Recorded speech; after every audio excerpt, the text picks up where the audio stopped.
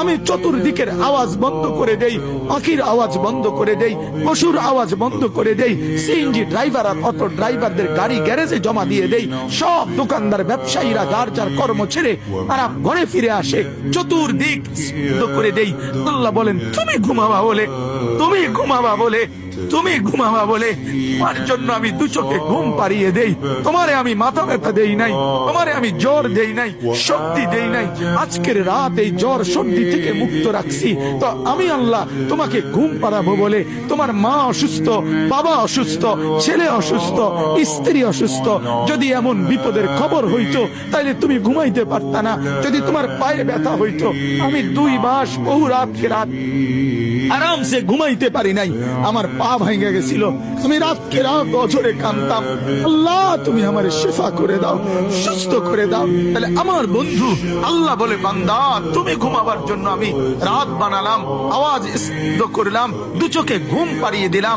তুমি দেখো না বান্দা, চতুর্দিকে খাট পাওয়া যায় বাজারে, আলম পাওয়া যায়, লেফ পাওয়া যায়, তোষক পাওয়া যায়, সব তো বাজারে পাওয়া যায়, কিন্তু 2 চোখের ঘুম তো বাজারে পাওয়া যায় না। আমি ঘুম পাড়াই, আমি ঘুম পাড়াই, আমি ঘুম পাড়াই, আমি ঘুম পাড়াই। তোমার মা ঘুমায় যায়, তোমার বাপ ঘুমায় যায়, তোমার স্ত্রী ঘুমায় যায়, তোমার বন্ধুরা ঘুমায় যায়, তুমি যেই নারীকে ভালোবাসো সেও তো ঘুমায় যায়। আমি আল্লাহ আমি জেগে থাকি।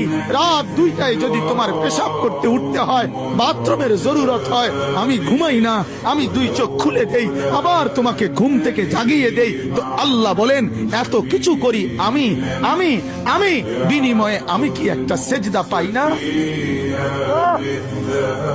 এই নাফরমান সন্তান, এই মুসলমানের ছেলেরা যারা ঢুকছো এখন, বলো তুমি মুসলমানের বাচ্চা কিনা?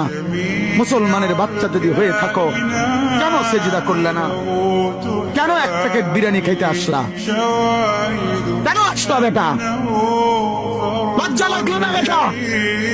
এই বেটারা কেন ঢুকলি বেটা? নির্লজ্জরা ঢুকলি কেন?